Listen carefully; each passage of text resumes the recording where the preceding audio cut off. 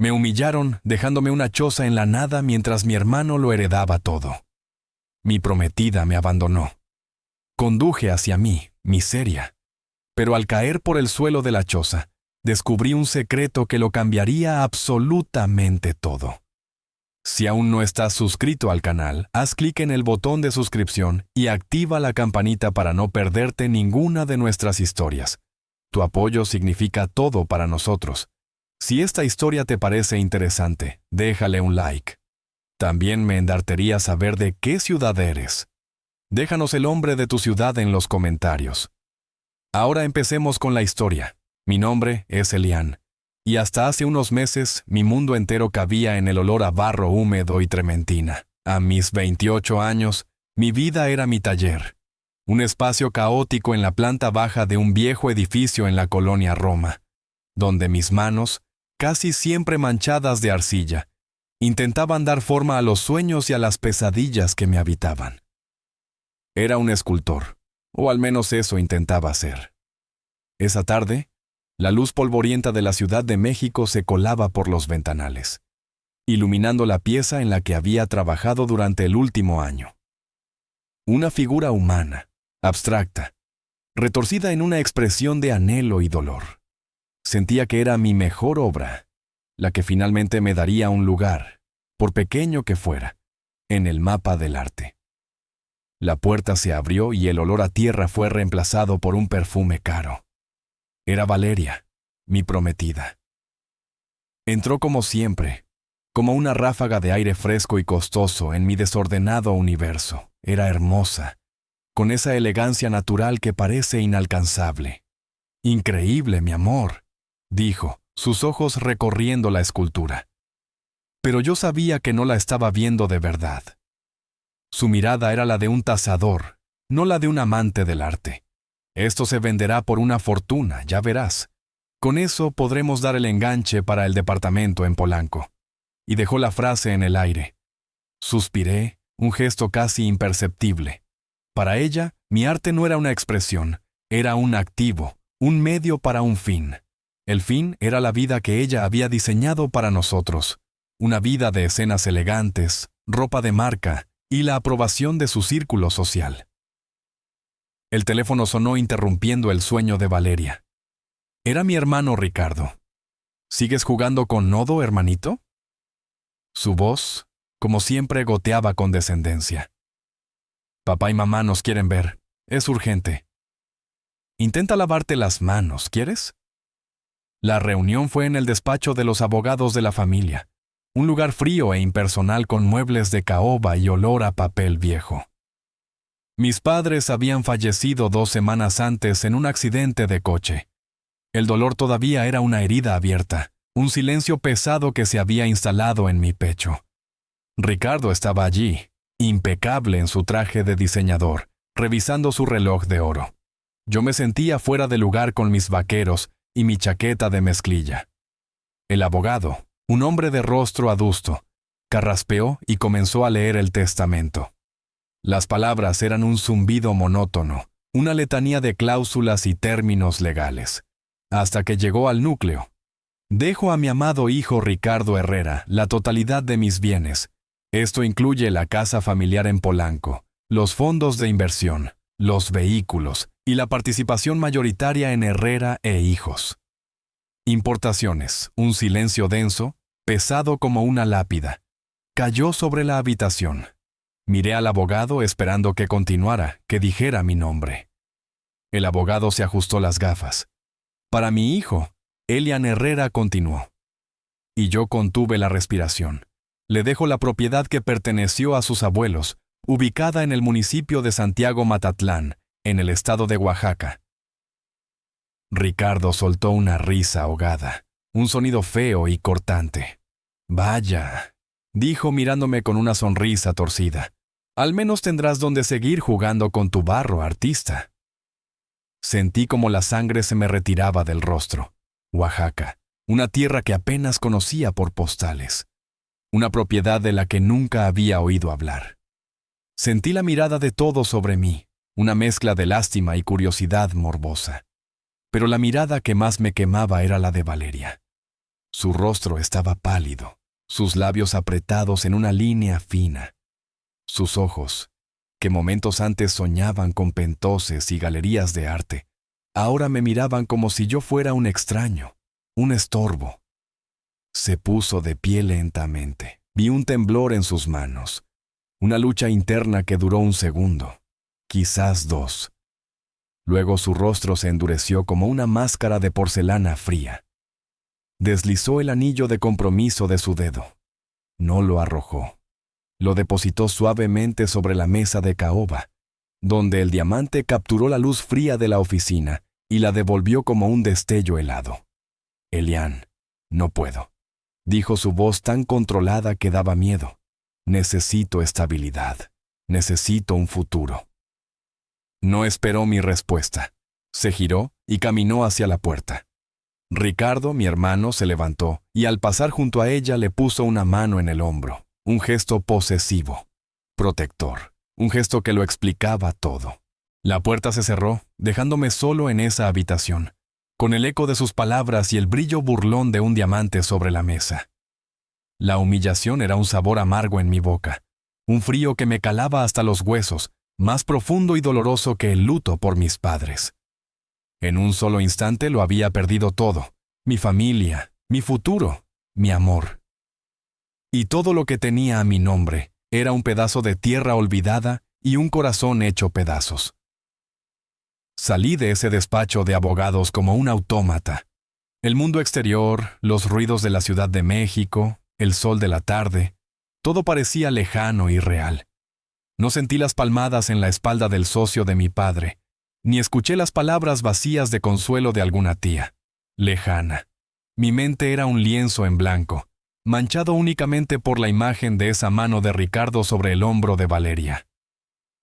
En el coche, de camino a mi taller, mi teléfono vibró. Un mensaje de Valeria. «Lo siento, Elian». Era lo mejor para los dos. Borré el mensaje sin responder. Un minuto después, otro. Era Ricardo. «No nos molestes más». Bloqueé su número. El silencio en mi viejo coche se sentía más pesado que nunca.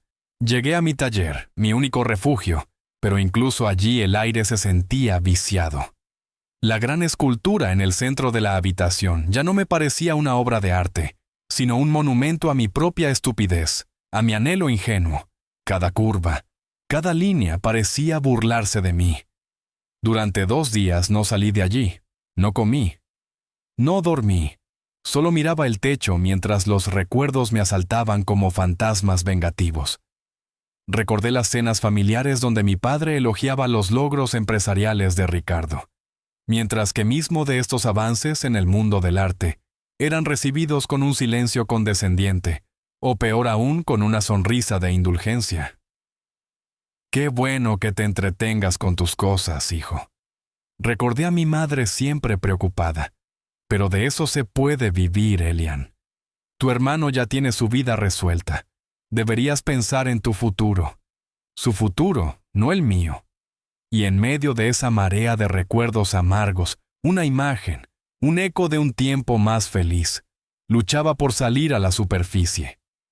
Yo, de niño, quizás con 7 u 8 años, estaba en un patio trasero que no era el de mi casa en la ciudad. Había un hombre mayor conmigo de manos arrugadas y sonrisa amable. Mi abuelo Elian, el padre de mi padre, a quien apenas recordaba, me había llevado a un río cercano. Tomó un puñado de arcilla de la orilla, una arcilla de un color rojo intenso que nunca había visto. «Esta tierra tiene memoria», mi hijo me dijo. Su voz un susurro ronco. «No la fuerces, solo escúchala. Ella te dirá qué forma quiere tomar». Puso la arcilla en mis manos pequeñas. Se sentía viva, cálida. Pasamos toda la tarde allí en silencio, simplemente sintiendo la tierra, dándole forma sin un plan, dejando que nuestras manos obedecieran un impulso antiguo. Fue la primera vez que sentí esa conexión, esa magia que me hizo querer ser escultor. Pero ese recuerdo era una isla solitaria en un océano de indiferencia. Mi padre rara vez hablaba de su padre. «Un soñador», decía con un dejo de desprecio. Nunca tuvo los pies en la tierra. No quiero que cometas los mismos errores. Ahora entendía. Me habían estado protegiendo de ser como mi abuelo, el soñador, el que prefería la tierra al dinero. Al tercer día, una decisión tomó forma en mi mente vacía. No podía quedarme aquí. No podía seguir mirando mi escultura fallida, respirando el aire de una ciudad que se había vuelto hostil. No tenía nada que perder, o quizás solo tenía una última cosa que encontrar: ese pedazo de tierra olvidado. Empaqué una maleta con algo de ropa, mis herramientas de escultura más preciadas y una pequeña caja con mis ahorros, que no eran muchos. Cargué todo en mi vieja camioneta pickup. Antes de irme, miré por última vez mi taller, mi vida hasta ese momento. Con un impulso repentino, tomé una lona y cubrí la gran escultura. No podía soportar su mirada. Conduje sin rumbo fijo al principio, solo para salir de la ciudad. Luego puse el navegador Santiago Matatlán, Oaxaca, un nombre que sonaba a exilio, a fin del mundo. El viaje fue largo y solitario. El paisaje de la autopista se transformó lentamente. Los edificios grises dieron paso a campos verdes y luego a las montañas ocres y secas del sur. Cada kilómetro que avanzaba sentía que dejaba atrás una piel, una versión de mí mismo que ya no reconocía. El Elián que buscaba la aprobación de su padre, el que creía en el amor eterno de Valeria, el que se sentía inferior a su hermano. Ese Elián se estaba desvaneciendo con el polvo del camino, y no sabía qué o quién quedaría al final. Después de casi 8 horas de carretera y 2 más por caminos rurales, que serpenteaban entre colinas áridas salpicadas de magueyes, llegué a Santiago Matatlán. El sol de la tarde tenía el cielo de naranja y violeta, un espectáculo de una belleza cruda y solitaria. El pueblo era pequeño, un puñado de casas de adobe y calles sin pavimentar, donde los perros flacos me miraban pasar con una indiferencia perezosa. Pregunté por la propiedad de los Herrera. Un anciano con sombrero de paja y guaraches me señaló una colina en las afueras del pueblo. Allá arriba, joven, la casa del abuelo Elián. Hace años que nadie va por allá. El camino era más bien una vereda pedregosa. La camioneta se quejaba con cada bache. Finalmente la vi. En la cima de una pequeña loma recortada contra el cielo crepuscular, había una choa de adobe. Casa era una palabra demasiado generosa. Estaba en ruinas. Parte del techo de tejas se había derrumbado. Las paredes estaban agrietadas y la puerta de madera colgaba de un solo gozne. A su alrededor solo tierra seca, nopales, y un silencio profundo roto únicamente por el silbido del viento. Apagué el motor. Me quedé un largo rato sentado en la camioneta, simplemente mirando. Una risa seca, sin alegría, escapó de mis labios. Así que esto es todo, murmuré para mí mismo. El valor que mis padres me dieron. Un montón de ruinas en medio de la nada. La desesperación que había mantenido a raya durante el viaje amenazó con ahogarme. Por un momento pensé en dar la vuelta, en huir. ¿Pero hacia dónde? No tenía un lugar al que regresar. Decidí dormir en la camioneta. La noche en el desierto de Oaxaca era fría y estaba llena de estrellas, más de las que había visto en toda mi vida. Eran como diamantes esparcidos sobre un terciopelo negro, indiferentes a mi pequeña y miserable existencia. Los días siguientes fueron un borrón de apatía. Sobrevivía con las latas de comida y el agua que había traído. Vagaba por la propiedad sin rumbo, pateando piedras, sintiendo el sol quemar mi piel. La choza seguía allí, mirándome, un recordatorio constante de mi fracaso. Una tarde, mientras caminaba sin rumbo, mis pies me llevaron a un pequeño arroyo seco en el borde de la propiedad. Me agaché, y casi por instinto mis dedos se hundieron en la tierra del lecho. Era una arcilla de un color rojo intenso, casi sangre, la misma arcilla del recuerdo de mi abuelo. Tomé un puñado. Se sentía extrañamente viva en mi mano, cálida, familiar. Sin pensar, regresé a la choza y me senté en el suelo polvoriento. Comencé a amasar la arcilla. No intentaba hacer nada en particular, solo dejar que mis manos recordaran, que se movieran por sí solas. El sol se puso, pero yo seguí allí absorto en ese acto simple y primario. Fue lo primero que me hizo sentir algo parecido a la paz desde que había salido de la Ciudad de México. Esa noche, el cielo se oscureció de una manera ominosa. Nubes negras y pesadas se remolinaron y el viento comenzó a aullar. Una tormenta eléctrica de una violencia que nunca había presenciado se desató sobre el valle. La lluvia caía a cántaros golpeando el techo de mi camioneta como un tambor frenético. Un relámpago iluminó la choza y con un impulso irracional, decidí que no quería estar a la intemperie. Corrí bajo la lluvia y me metí en la ruinosa construcción, empujando la puerta desvencijada. Adentro olía a humedad y a polvo viejo. El agua se filtraba por los agujeros del techo. Estaba de pie en el centro de la única habitación, empapado y temblando, cuando un trueno ensordecedor retumbó justo encima de mí. La tierra vibró y entonces ocurrió. El suelo bajo mis pies, reblandecido por el agua y debilitado por el tiempo, se dio con un crujido ominoso. No hubo tiempo para gritar. Caí. La caída no fue larga, quizás 2 metros, pero me golpeé contra algo duro y rodé por un suelo de piedra. Todo estaba oscuro, salvo por la luz de los relámpagos que se colaba por el agujero que había dejado mi caída. Me levanté dolorido y desorientado. Saqué mi teléfono rezando para que aún funcionara. La pantalla se encendió emitiendo un resplandor pálido y fantasmal. No estaba en un simple hoyo. Estaba en una especie de cámara, una habitación pequeña de no más de 3 por 3 metros con paredes de piedra tallada. Mi corazón empezó a latir con fuerza, un tambor salvaje en mi pecho. Apunté la luz del teléfono a mi alrededor.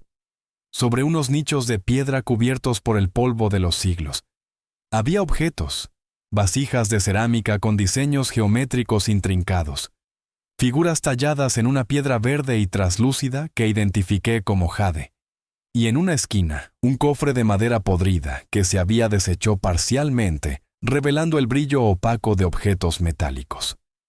Me acerqué temblando, no de frío, sino de una emoción abrumadora que no podía nombrar. Incredulidad. En el centro de la habitación, sobre una especie de altar de piedra, había un conjunto de herramientas, buriles, espátulas, cinceles. No eran de metal, sino de obsidiana y hueso. Eran primitivas, antiguas, pero reconocí su propósito al instante. Eran herramientas de escultor. Esto no era un sótano, no era un almacén, era una tumba o un santuario. Un lugar secreto oculto bajo las ruinas de la casa de mi abuelo. Y yo, por un capricho del destino, acababa de caer literalmente en su interior. El amanecer me encontró todavía en la cámara subterránea, cubierto de polvo y con la mente hecha un torbellino. Había pasado la noche en un estado de estupor, tocando los objetos con una reverencia temerosa, como si temiera que se deshicieran en polvo al contacto. La batería de mi teléfono se había agotado, y ahora la única luz era el pálido resplandor que entraba por el agujero en el techo. Con mucho esfuerzo logré apilar algunas de las piedras caídas y trepar de nuevo a la superficie de la choza. El sol de la mañana era cegador, y el aire limpio y fresco después de la tormenta olía a tierra mojada. El mundo parecía nuevo, diferente. O quizás era yo el que había cambiado. Estaba examinando el agujero en el suelo, preguntándome qué demonios iba a hacer cuando una sombra se proyectó sobre mí. Me giré de golpe, sobresaltado. Era un hombre anciano de piel curtida por el sol y arrugada como un pergamino. Su cabello, completamente blanco, estaba recogido en una larga trenza que le caía por la espalda. Vestía una sencilla camisa de manta y pantalones de algodón, pero sus ojos, oscuros y penetrantes, parecían verlo todo. Me miró a mí, luego al agujero, y luego de nuevo a mí, sin una pizca de sorpresa en su rostro. La tierra a veces necesita sacudirse para mostrar sus secretos, dijo su voz profunda y tranquila como el murmullo de un río. Me quedé sin palabras. ¿Quién es usted? Logré balbucear. Mi nombre es Mateo. Soy de por aquí, respondió acercándose lentamente. Anoche, vi los relámpagos golpear esta colina con una furia especial y esta mañana sentí que debía venir. Dime, muchacho, ¿caíste tú o te llamó la tierra? Su pregunta me descolocó. No era, ¿estás bien o qué ha pasado? Era algo más profundo, más extraño. Le conté torpemente lo que había sucedido, la tormenta, el derrumbe. Dudé un momento, pero algo en su mirada serena me inspiró una confianza inmediata. Le hablé de lo que había encontrado abajo. Asintió lentamente, como si confirmara algo que ya sabía. Muéstrame. Lo ayudé a bajar a la cámara. Encendimos una pequeña lámpara de aceite que él traía consigo. A la luz cálida y danzarina, los objetos parecían cobrar vida. Don Mateo no los miraba con la codicia de un cazador de tesoros, sino con el respeto de un devoto en un lugar sagrado. Se acercó a las herramientas de obsidiana y las tocó con la punta de los dedos.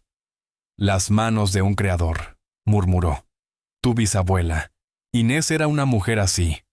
Podía hablar con la arcilla y con la piedra. Era una curandera, una guardiana. La gente venía de muy lejos a buscar su sabiduría. ¿Mi bisabuela? Zrenia, pregunté atónito. Sí, esta tierra era suya, y la casa que se cayó sobre tu cabeza la construyó tu abuelo Elián para ella. Él también tenía el don, aunque la ciudad se lo fue borrando.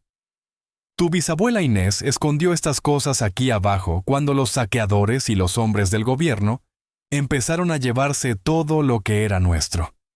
Dijo que no eran tesoros para vender, sino el alma de nuestra gente.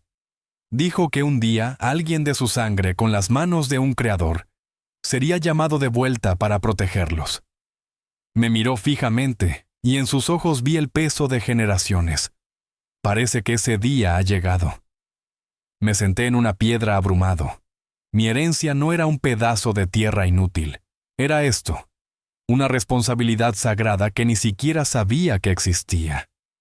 Más tarde, ese mismo día, don Mateo me llevó a su casa en el pueblo. Era una vivienda humilde, pero llena de vida. En el patio, una joven estaba trabajando en un gran telar de cintura, sus manos moviéndose con una velocidad y precisión hipnóticas, creando diseños complejos con hilos de colores vibrantes.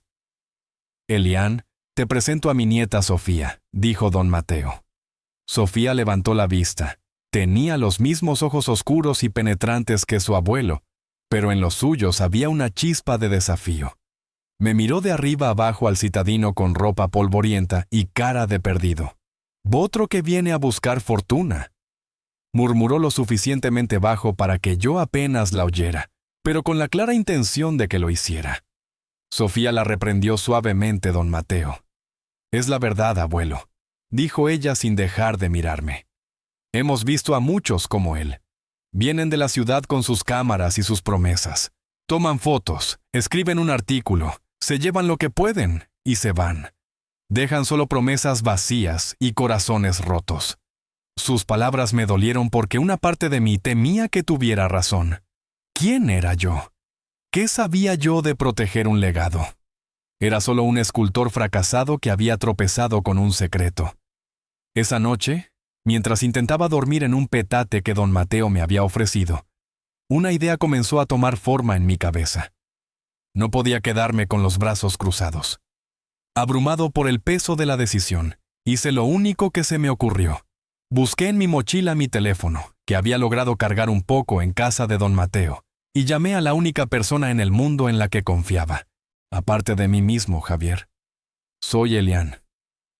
Javier era mi mejor amigo desde la universidad, un periodista idealista que trabajaba en la sección de cultura de un periódico nacional.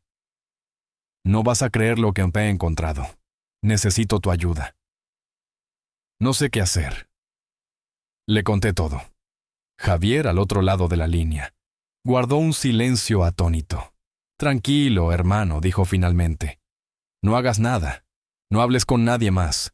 Déjame investigar discretamente con un contacto, un arqueólogo de Lina, pero con mucho cuidado. Esto es, Esto es más grande que nosotros.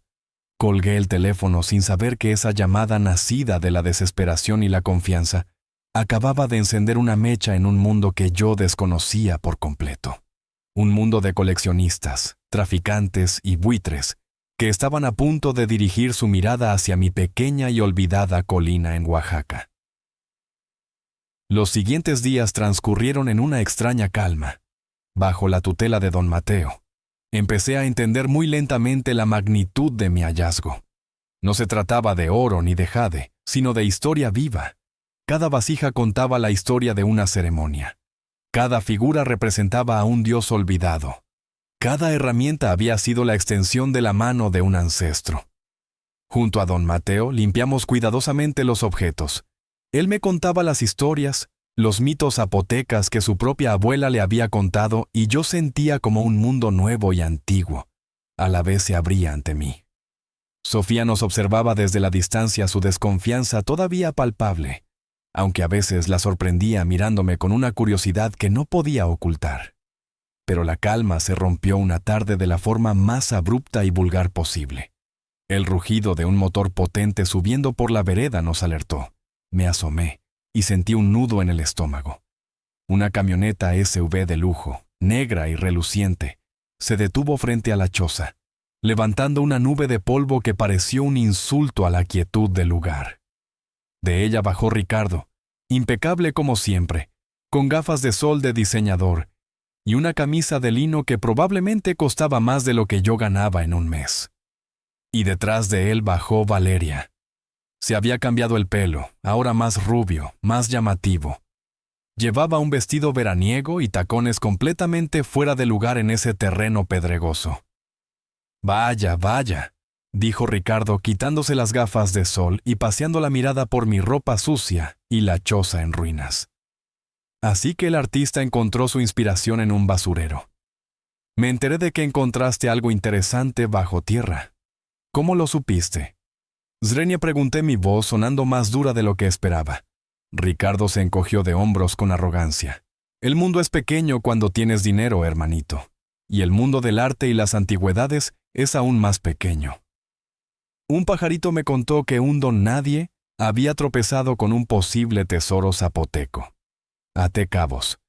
Mi mente voló a Javier. No, él no me traicionaría. Pero su contacto, o el contacto de su contacto, la información se había filtrado como veneno en un pozo. ¿Qué encontraste? Un par de ollas viejas. Continuó Ricardo acercándose al agujero y mirando hacia abajo con desdén. Mira, seamos prácticos. Te doy 100,000 pesos ahora mismo por este pedazo de tierra inútil. Te ahorras los problemas. Yo me encargo de la basura que hay abajo y todos contentos. 100,000 pesos por un legado de siglos. La oferta era tan insultante que ni siquiera me enfadé. Sentí una especie de claridad fría. Fue entonces cuando Valeria se acercó. Había evitado mi mirada hasta ese momento.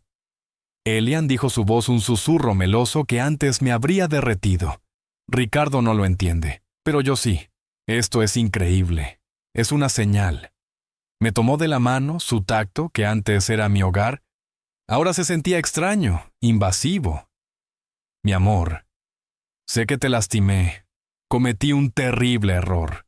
Estaba asustada, confundida, pero podemos arreglarlo. Podemos vender esto. Un coleccionista en Nueva York pagaría millones. ¡Millones! Elian, podríamos viajar, comprar una galería para ti. La vida que siempre quisimos. La vida que tú siempre quisiste, pensé. La miré a los ojos buscando un rastro de la mujer de la que me había enamorado. No encontré nada, solo cálculo, ambición. Me solté de su mano suavemente.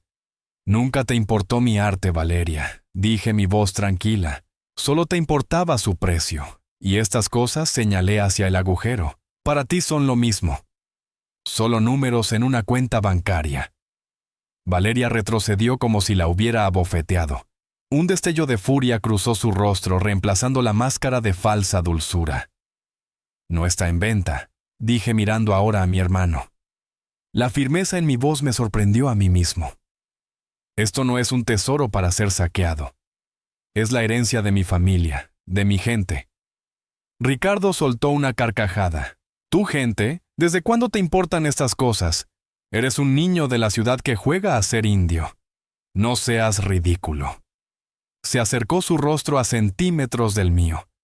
Te daré una última oportunidad, Elian. Acepta mi oferta o te juro que haré que te arrepientas de haber nacido. Te quitaré esta tierra.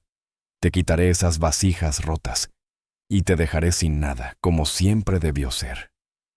Váyanse, dije simplemente fuera de mi tierra. Valeria me lanzó una mirada de puro desprecio. Te quedarás solo y pobre en este desierto, Elian. Y te pudrirás aquí con tus cachivaches. Siempre serás un soñador fracasado. Se dio la vuelta y se subió a la camioneta dando un portazo. Ricardo me sostuvo la mirada un segundo más, sus ojos llenos de una promesa de violencia. Antes de seguirla, la SUV de lujo arrancó, levantando otra nube de polvo, y desapareció por el camino, dejando tras de sí un silencio tenso y el olor a gasolina. Me quedé allí de pie, temblando, no de miedo, sino de una rabia pura y una extraña sensación de poder. Por primera vez en mi vida no había cedido, no me había encogido. Les había dicho que no y en ese no. Sentí que empezaban a encontrarme a mí mismo. La visita de Ricardo y Valeria fue como una piedra arrojada a un estanque. La calma se había roto, pero las ondas que dejó a su paso no fueron de desesperación, sino de una determinación feroz. Su codicia vulgar había puesto todo en perspectiva. Ahora sabía contra qué luchaba. Don Mateo, que lo había presenciado todo desde una distancia prudente, se acercó y puso una mano en mi hombro. La serpiente ha mostrado sus colmillos, dijo con calma. Eso es bueno. Ahora sabes que no es un animal con el que se pueda razonar. En los días siguientes me sumergí por completo en el mundo que se me estaba revelando. Pasaba horas con don Mateo, escuchando sus historias, aprendiendo los nombres de los dioses zapotecas, el significado de los símbolos que adornaban las vasijas. Comencé a ver que no eran simples decoraciones, eran un lenguaje, una forma de entender el universo, el ciclo de la vida y la muerte, la lluvia y el maíz. Sofía, después de la confrontación con mi hermano, empezó a mirarme de otra manera. La muralla de su desconfianza comenzó a agrietarse. Un día, mientras yo intentaba torpemente reparar una de las paredes de la choa con una mezcla de adobe, ella se acercó. «Lo estás haciendo todo mal», dijo con un asomo de sonrisa. «La paja está demasiado seca y no has añadido suficiente agua. Así se agrietará en cuanto le dé el sol». Sin esperar respuesta, se arremangó y comenzó a enseñarme sus manos expertas mezclando la tierra, el agua y la paja con una sabiduría ancestral. Trabajamos juntos en un silencio cómodo, al principio que poco a poco se fue llenando de conversaciones. Le hablé de mi vida en la ciudad, de mi frustración como artista, de la sensación de que a mis obras, técnicamente buenas, les faltaba algo, un alma. Ella me habló de su vida en el pueblo, del telar que había sido de su madre y de su abuela antes que ella. Me explicó cómo cada color, cada diseño tenía un significado. El zigzag del rayo, el diamante del ojo de Dios, la espiral del ciclo de la vida. Nosotros no solo tejemos tela, me dijo un día, mientras sus dedos danzaban en el telar. Tejemos nuestras historias, nuestras oraciones. Le pedimos a la tierra que nos dé buenas cosechas. Agradecemos a la lluvia. Cada hilo es un pensamiento, una intención. Esa noche no pude dormir. Las palabras de Sofía resonaban en mi cabeza. Dejemos nuestras historias. Me levanté y a la luz de una lámpara bajé a la cámara secreta. Tomé mi cuaderno de dibujo y un trozo de carbón. Miré las vasijas, los glifos tallados en la piedra. Ya no los veía como objetos de museo. Los veía como me había dicho Sofía, como historias, como oraciones petrificadas. Empecé a dibujar no tratando de copiar las formas, sino de capturar su esencia, su ritmo, las líneas geométricas, las figuras estilizadas de animales y dioses. Y entonces ocurrió la magia. Mis manos, que se habían sentido torpes y vacías en la ciudad, encontraron un nuevo lenguaje. Empecé a dibujar mis propias formas, mis propias esculturas, pero esta vez estaban impregnadas de la fuerza de esos símbolos. Antiguos. Las figuras humanas abstractas que antes creaba, llenas de una angustia sin nombre, ahora adquirían un nuevo significado. Se fusionaban con la serpiente, el jaguar, el colibrí. El anhelo se convertía en búsqueda, el dolor en transformación. Era como si dos ríos, mi sensibilidad moderna y la sabiduría ancestral de esa tierra, se encontraran dentro de mí y crearan un torrente nuevo y poderoso. Por primera vez en años no me sentía como un impostor. No estaba jugando con barro. Estaba continuando una conversación que mis ancestros habían empezado así a siglos. Estaba encontrando mi voz como artista, una voz que era auténticamente mía, porque estaba conectada a algo más grande que yo. Comencé a trabajar con la arcilla roja de la propiedad, la misma que usó mi abuelo. Empecé a crear pequeñas esculturas. No eran réplicas de los artefactos, sino interpretaciones. Mi respuesta a su llamado. Sofía venía a verme trabajar. Se sentaba en silencio, observando cómo mis manos daban forma a la arcilla. Un día miró una pequeña figura que yo había terminado, una fusión entre un hombre y un águila. «Ahora entiendo», dijo en voz baja. «No viniste a llevarte nada, viniste a devolver algo». Su aceptación fue como una lluvia fresca en tierra seca. Ya no estaba solo en esto. Tenía a don Mateo, el guardián de la memoria, y tenía a Sofía, la tejedora de historias. Juntos, sin darnos cuenta, estábamos empezando a tejer una nueva vida, no solo para mí, sino para el legado que nos había sido confiado. Habían pasado varias semanas. Mi vida había encontrado un nuevo ritmo marcado por el sol, la tierra y el trabajo. Había reparado la choza, no para vivir en ella, sino para convertirla en un santuario improvisado para los artefactos. Con la ayuda de don Mateo y Sofía, habíamos limpiado y catalogado cada pieza. Sofía incluso había empezado a tejer réplicas de los patrones antiguos, recuperando diseños que se creían perdidos. Yo, por mi parte, seguía esculpiendo, sintiendo que mi arte florecía de una manera que nunca hubiera imaginado. La amenaza de Ricardo parecía haberse desvanecido. No había habido más visitas ni llamadas. Una parte ingenua de mí quería creer que se había dado por vencido. Estaba equivocado. La serpiente no se había ido, solo había cambiado de piel. Una mañana, mientras compartía un café de olla con don Mateo en su patio, un coche negro y oficial con cristales tintados, se detuvo frente a la casa. De él bajó un hombre corpulento de mediana edad, con un bigote espeso y una guayabera impecablemente blanca que no lograba disimular su barriga prominente. Llevaba un anillo de oro grueso en el meñique y una sonrisa que no llegaba a sus ojos. «Don Mateo, qué gusto verlo», dijo el hombre, su voz suntuosa. «Y usted debe ser el joven Elián Herrera». Don Mateo se puso de pie, su rostro sereno pero sus ojos alerta. «Señor Morales, qué sorpresa, no lo esperábamos por el pueblo. Los negocios me traen, don Mateo. Los negocios», dijo Morales, dirigiéndome una mirada que me evaluaba de pies a cabeza. «He oído hablar mucho de usted, joven. El heredero, el que encontró el tesoro. Mi nombre es Fausto Morales, presidente municipal. Estoy aquí para servirles». Su tono era afable, pero había un matiz de amenaza bajo la superficie. Nos invitó a sentarnos, aunque era su coche el que bloqueaba la entrada de la casa de don Mateo. «He estado hablando con su hermano, Ricardo», dijo yendo directo al grano. «Un hombre de gran visión, un empresario admirable. Él y yo, junto con otros inversores, tenemos grandes planes para esta región, un proyecto que traerá progreso, empleos, un desarrollo turístico de primer nivel, un campo de golf, un hotel de lujo, villas privadas». Mientras hablaba, sus manos dibujaban en el aire visiones de prosperidad. Pero yo solo podía imaginar excavadoras arrasando las colinas, campos de golf bebiéndose el agua escasa del valle, y turistas ricos paseando por donde ahora solo se oía el viento. «Es un gran proyecto», continuó Morales, Y la pieza clave, el corazón de todo el desarrollo, es casualmente esa colina que usted heredó, joven Herrera. Su ubicación es perfecta. Me quedé helado. Ahora todo encajaba. Ricardo no solo quería los artefactos, él y Morales querían la tierra.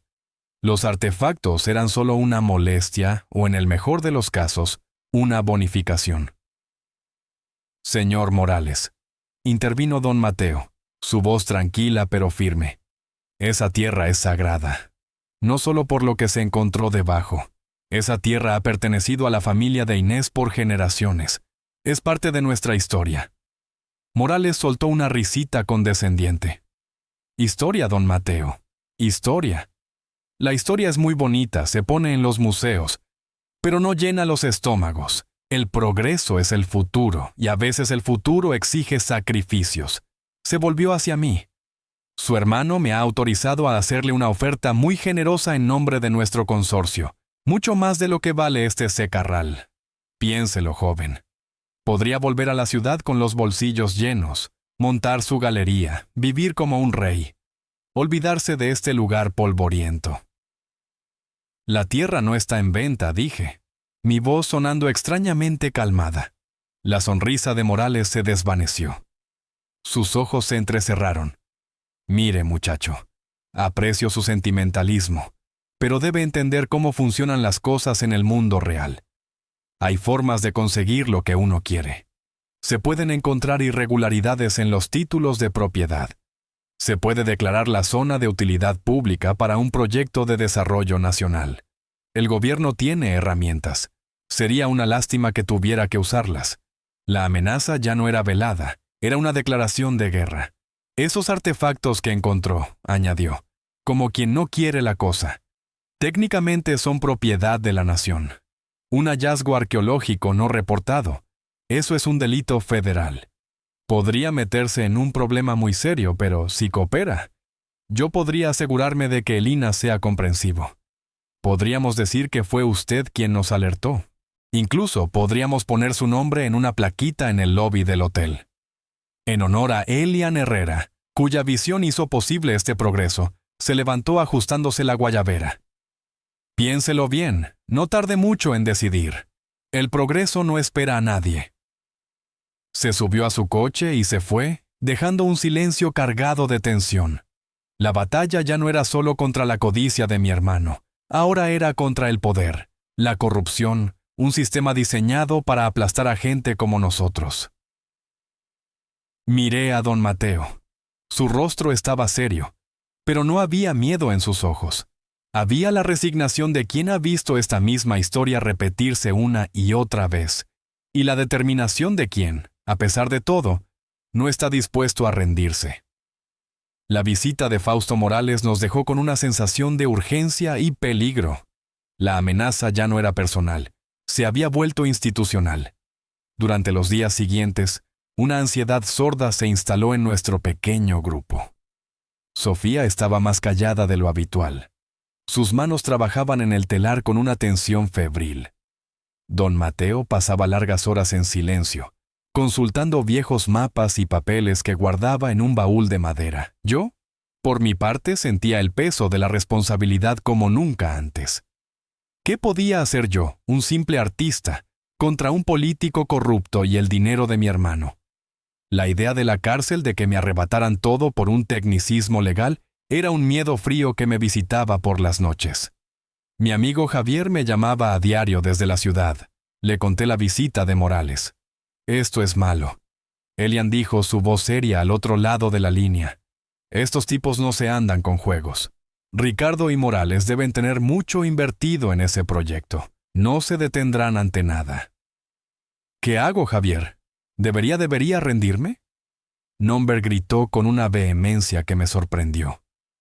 No te atrevas. Déjame hacer unas llamadas.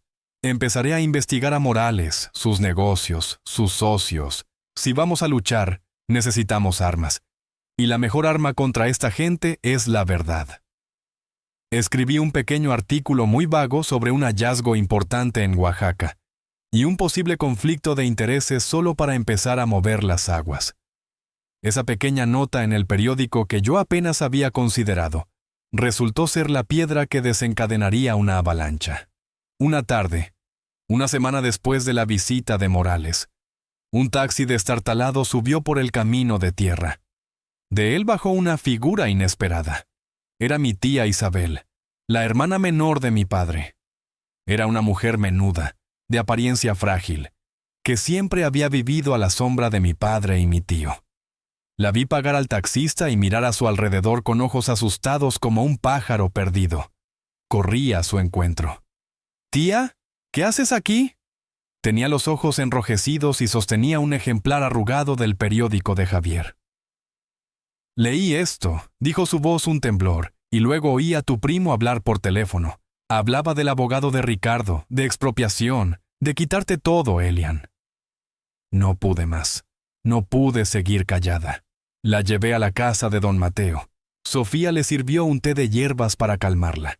Sentados en el patio, mientras el sol comenzaba a bajar, mi tía Isabel, con la voz entrecortada por sollozos ahogados, finalmente desató secretos que la familia habían atormentado durante años. Tu padre, él te quería, Elian, a su manera, pero estaba aterrorizado. Comenzó. Estaba aterrorizado de que te parecieras a su padre, a tu abuelo, Elian. El abuelo era un hombre bueno, un artista como tú, pero nunca tuvo un peso.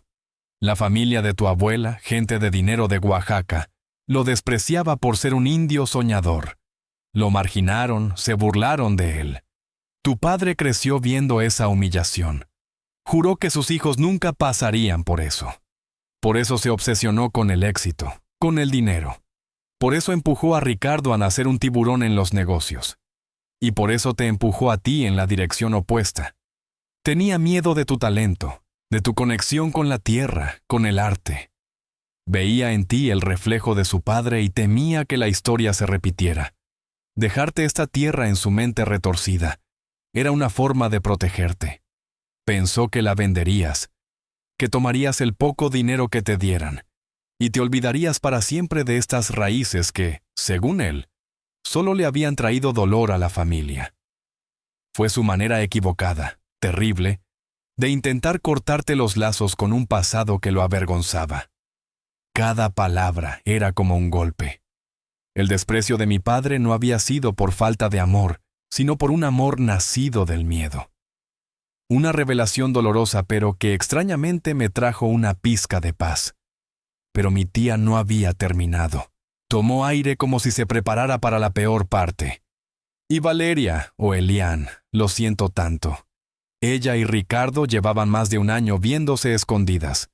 Ricardo se la presentó a tus padres como la mujer perfecta para Elian, una forma de tenerla cerca, de controlarlos a ambos. Valeria jugó su papel. Quizás al principio le gustabas de verdad, no lo sé, pero la ambición de Ricardo la sedujo. Él le prometió el mundo que tú con tu arte tardarías años en darle si es que alguna vez lo lograbas. El testamento solo fue la excusa perfecta. El catalizador le dio a Valeria la justificación moral que necesitaba para hacer público el cambio de un hermano por otro. No te dejó porque fueras pobre, de repente te dejó porque siempre tuvo la intención de estar con el hermano rico. El aire pareció salirse de mis pulmones. La humillación en el despacho del abogado, la traición. Todo cobró un nuevo y monstruoso sentido. No había sido una decisión impulsiva, había sido un plan fríamente calculado. La náusea me subió por la garganta. Tía Isabel lloraba abiertamente. Ahora, perdóname, Elian. Yo lo sabía. Veía las miradas, los secretos, pero tuve miedo. Miedo de tu padre, miedo de Ricardo. Soy una cobarde. La abracé. No había nada que perdonar. En su confesión me había dado el regalo más grande, la verdad. Una verdad fea, dolorosa, pero liberadora. La niebla de la duda y la autocompasión que me había envuelto durante meses, finalmente se disipó. Ya no había espacio para el dolor por Valeria. Ya no había confusión sobre los motivos de mi padre. Solo quedaba una claridad fría y dura como el acero. Sabía exactamente quiénes eran mis enemigos. Sabía exactamente por qué luchaba y sabía que no iba a permitir que ganaran. Esta ya no era una lucha por la tierra o los artefactos, era una lucha por mi propia alma. La confesión de mi tía Isabel fue la chispa que encendió la pólvora. Armado con la verdad, sentí una resolución gélida apoderarse de mí. Llamé a Javier. Lo tengo todo, le dije. Mi voz desprovista de emoción. La historia completa, la conexión entre Ricardo, Valeria y Morales. El motivo, todo perfecto, respondió Javier, su voz vibrando con la energía de un cazador que ha encontrado su presa. Esto es dinamita. Dame 2 días. Vamos a cambiar las reglas del juego. Mientras Javier preparaba su ofensiva mediática, Morales y Ricardo lanzaron la suya. Un par de días después, un notificador judicial escoltado por la policía municipal se presentó en la propiedad. Me entregó un documento oficial, una demanda. El consorcio de Morales y Ricardo me acusaba de ocupación ilegal de una zona de potencial interés arqueológico y exigía una orden de alejamiento inmediata, mientras que el INAH, Instituto Nacional de Antropología e Historia, claramente presionado por Morales, solicitaba la incautación de todos los artefactos por manejo indebido de patrimonio nacional. Era un ataque coordinado, diseñado para aplastarme legalmente y quitarme todo de un plumazo. Por un momento, el pánico me atenazó, pero entonces vi a don Mateo, de pie a mi lado, su rostro, una máscara de calma impasible, y a Sofía, cuya mano encontró la mía y la apretó con fuerza. No estaba solo. Al día siguiente, el artículo de Javier estalló en la primera plana de la edición dominical de su periódico y en su portal en línea. El titular era una obra de arte de la provocación. El último zapoteco, heredero, lucha solo contra tiburones inmobiliarios y políticos corruptos para salvar el alma de sus ancestros. La historia era devastadora. Javier había tejido mi viaje personal con la investigación que había hecho sobre Morales y Ricardo. Expuso el plan del desarrollo turístico, detallando los beneficios fiscales que Morales se había autoconcedido y la participación de empresas fantasma ligadas a Ricardo. Describió la herencia, la traición de Valeria sin dar su nombre completo, pero de forma inequívoca, la presión, las amenazas. Y en el centro de todo estaba yo, el artista desheredado, que había encontrado no un tesoro, sino una identidad y que ahora estaba a punto de perderlo todo. La historia se volvió viral, las redes sociales ardían, hasta como almohadilla todos somos Elián y almohadilla Oaxaca no se vende. Empezaron así a hacer tendencia, punto. Otros medios de comunicación retomaron la historia. La batalla se libraría en 2 frentes, el mediático y el legal. La fecha de la audiencia preliminar se fijó para la semana siguiente en la ciudad de Oaxaca. Contraté a una joven abogada local, que Sofía conocía. Una mujer zapoteca llamada Xochil, que tenía fama de ser una luchadora incansable. El día de la audiencia, el juzgado estaba abarrotado de periodistas y simpatizantes. Entré flanqueado por don Mateo, Sofía y mi tía Isabel, que había insistido en quedarse. Al otro lado de la sala vi a Ricardo, a Valeria y a Morales. Sus rostros eran una mezcla de furia y desconcierto. No esperaban esta resistencia, no esperaban que su guerra sucia saliera a la luz. El abogado de Ricardo, un hombre caro y de sonrisa falsa, argumentó con jerga legal sobre la propiedad de la nación, la necesidad del progreso y la incompetencia de un simple aficionado para custodiar patrimonio. Cuando fue mi turno, Xochil me llamó al estrado. Hablé con una calma que no sabía que poseía. No hablé de leyes, hablé de mi abuelo, de la arcilla roja, de las manos de mi bisabuela. Saqué una de las pequeñas esculturas que había hecho, la que fusionaba al hombre y al águila.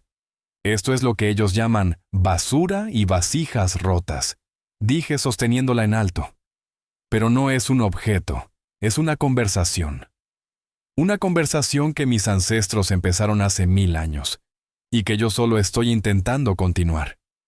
Ellos no quieren esta tierra para preservarla, la quieren para borrarla, para construir un monumento a la codicia sobre la tumba de mi gente. Luego, miré directamente a mi hermano. Tú ya tenías todo, Ricardo, el dinero, la casa, el negocio de papá, todo lo que él quería que tuvieras. ¿Por qué esto también? ¿Por qué tanto odio? Ricardo se puso de pie de un salto, su cara congestionada de rabia. Su abogado intentó detenerlo, pero era demasiado tarde. La presión, la humillación pública, todo explotó. Porque nunca fue suficiente, gritó su voz resonando en la sala silenciosa. Porque tú siempre tuviste lo único que yo no podía comprar. La admiración de papá. Todos se quedaron helados. Ricardo es listo. Ricardo es un ganador. Continuó imitando la voz de nuestro padre con un rencor venenoso. Pero cuando tú le mostrabas un estúpido trozo de barro que habías hecho, se le iluminaban los ojos. Veía en ti al abuelo, al artista. Veía tu talento y a mí nunca me miró así. Nunca. Para él yo solo era el que pagaba las cuentas. El silencio que siguió a su arrebato fue absoluto. En ese instante, frente a todos, Ricardo no era el empresario exitoso. Era un niño celoso, un hombre hueco por dentro, cuya vida entera había sido una competencia desesperada contra el fantasma del talento de su hermano pequeño. Su confesión, nacida de la rabia y la envidia, fue más condenatoria que cualquier prueba legal. Había revelado su verdadero motivo y era patético. El juez, un hombre mayor de rostro severo, lo miró con una mezcla de lástima y desdén. Golpeó el mazo. Esta audiencia ha terminado por hoy. Tomaré mi decisión. Salimos del juzgado en medio de un enjambre de cámaras. No sabía si habíamos ganado legalmente, pero sentía que habíamos ganado una batalla mucho más importante. Habíamos ganado la batalla por la verdad. Parte 10. El vuelo del colibrí con 930 toneladas. La decisión del juez llegó 2 días después. Fue una victoria en toda regla. Citando la abrumadora atención mediática y la dudosa motivación de los demandantes revelada en la audiencia, el juez desestimó la demanda de Morales, y Ricardo decretó que los artefactos debían permanecer bajo mi custodia provisional, en su lugar de origen, y ordenó una investigación completa e independiente, por parte de un equipo de arqueólogos no afiliados a los intereses locales. Fue una bofetada para Morales. Su red de corrupción comenzó a desmoronarse. La investigación sobre sus negocios, impulsada por los artículos de Javier, terminó llevándolo a la ruina política y a un juicio por fraude. Ricardo desapareció. Después de su humillante arrebato en el juzgado, se esfumó, vendió sus acciones, liquidó sus activos y se fue del país. Según me contó mi tía, se convirtió en un fantasma, una figura patética en mi memoria. Valeria intentó llamarme una vez. Vi su nombre en la pantalla y colgué. No había nada más que decir. La victoria se sintió extraña. No hubo un estallido de euforia, sino una sensación de paz profunda y agotadora. La guerra había terminado. Ahora comenzaba el verdadero trabajo. No regresé a la Ciudad de México. Mi taller, mi antigua vida se sentían como el recuerdo de otra persona. Mi hogar estaba aquí, en esta colina polvorienta de Oaxaca. Con la ayuda de don Mateo, Sofía, mi tía Isabel, que decidió quedarse una larga temporada como para compensar años de silencio, y una oleada de apoyo de la comunidad local, e incluso de voluntarios que llegaron de otras partes del país, gracias a la historia. Empezamos a transformar el lugar. No construimos un museo frío y estático. Creamos algo vivo. Llamamos al proyecto Centro Cultural Inés Herrera, en honor a mi bisabuela. La choza fue restaurada con técnicas tradicionales, no como una vivienda, sino como el corazón del centro, un espacio sagrado para albergar los artefactos. Construimos talleres de adobe alrededor, uno para la alfarería, otro para el telar cintura, y uno más grande que sería mi estudio de escultura. El dinero llegó de formas inesperadas. Donaciones de gente conmovida por la historia. Una fundación cultural que se interesó en el proyecto y la venta de algunas de mis nuevas esculturas que ahora eran buscadas por galerías que entendían su valor, no solo monetario, sino cultural. Usé cada peso para invertirlo en el centro. Mi vida se llenó de un propósito que nunca había conocido. Ya no era Elan, el artista solitario y atormentado. Era Elan el maestro que enseñaba a los niños del pueblo a sentir la arcilla. Era Elan el que ayudaba a don Mateo a transcribir las historias de los ancianos. Era el que se sentaba durante horas a ver a Sofía tejer, aprendiendo de ella mucho más que la técnica, aprendiendo sobre la paciencia, la devoción y la belleza de crear algo con tus propias manos. Nuestra relación floreció de manera natural, como las flores del desierto después de la lluvia. No hubo grandes declaraciones, solo una complicidad creciente, una mano que busca a la otra al final del día, una mirada que lo dice todo. Encontramos en el otro refugio y un espejo. Ella, la guardiana de una tradición viva. Yo, el puente entre ese pasado y un posible futuro. Una tarde, meses después, estaba en mi nuevo estudio. La luz dorada de Oaxaca entraba por la ventana, iluminando la gran escultura en la que estaba trabajando. Era una pieza monumental inspirada en el árbol de la vida de la artesanía local. En sus ramas se entrelazaban figuras humanas, animales míticos y los símbolos zapotecas que había aprendido a amar. Era una celebración de la conexión, de la resiliencia, de las raíces. Era finalmente la obra maestra que siempre había intentado crear, no desde la angustia, sino desde la gratitud. Sofía entró y se quedó a mi lado mirando la escultura. Puso su mano en mi espalda. Tu abuelo estaría orgulloso, dijo en voz baja. Nuestros abuelos, corregí, y ella sonrió. Afuera se oían las risas de los niños en el taller de alfarería. El sonido rítmico del telar, una de las aprendices de Sofía. El murmullo de las conversaciones en zapoteco y español. Miré mis manos todavía manchadas de la misma arcilla roja. Recordé las palabras de mi padre, su miedo a que me convirtiera en un soñador fracasado como mi abuelo. Y me di cuenta de que él se había equivocado en todo. Mi abuelo no fue un fracasado. Fue un hombre que entendió que la verdadera riqueza no se mide en cuentas bancarias, sino en la conexión con la tierra, con la historia, con el alma. Había llegado a este lugar sin nada, despojado de todo lo que creía importante. Y aquí, en medio de la nada, lo había encontrado todo, un propósito, una comunidad, un amor verdadero y a mí mismo. Ya no era el hermano débil, el artista inseguro. Había encontrado mi fuerza, no en la confrontación o el dominio como Ricardo, sino en la creación, en la protección, en la capacidad de echar raíces en mi propia historia. Y esa, me di cuenta, era la herencia más valiosa de todas.